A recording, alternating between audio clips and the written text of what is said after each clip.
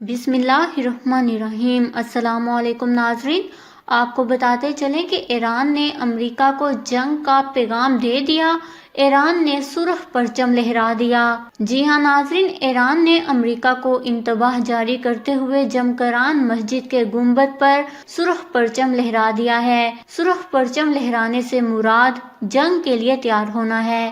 نجی T V channel کے مطابق ایران نے امریکہ کو انتباہ جاری کرتے ہوئے جمکران مسجد کے گنبد پر سرخ پرچم لہرا دیا ہے۔ سرخ پرچم کو جنگ کے لیے تیار رہنے کے طور پر استعمال کیا جاتا ہے۔ اس سے پہلے ایرانی فوج کے کمانڈر جنرل غلام علی ابو حمزہ کہہ چکے ہیں کہ جہاں بھی موقع ملے امریکیوں کو جنرل قاسم سلیمانی کے قتل کی سزا دیں گے۔ ایران کی غیر سرکاری خبر رساں ایجنسی تصنیف کی رپورٹ کے مطابق ایرانی پاسداران انقلاب کے کمانڈر جنرل غلام علی ابو حمزہ نے کہا ہے کہ القدس فورس کے سربراہ میجر جنرل قاسم سلیمانی کی موت کا بدلہ امریکہ سے لیں گے، ہم جان کا بدلہ جان سے لیں گے۔ انہوں نے کہا ہے کہ 35 کے قریب امریکی اہداف کے ساتھ ساتھ اسرائیلی دارالحکومت بھی ایران کے نشانے پر ہے۔ جی ہاں ناظرین، قاسم سلیمانی کے قتل ہونے کے بعد امریکہ اور ایران میں بڑی جنگ شروع ہونے والی ہے۔ ایران نے سرخ پرچم لہرا کر امریکہ کو انتباہ کیا ہے کہ وہ جنگ کے لیے تیار ہو جائیں، ہم جان کا بدلہ جان سے لیں گے۔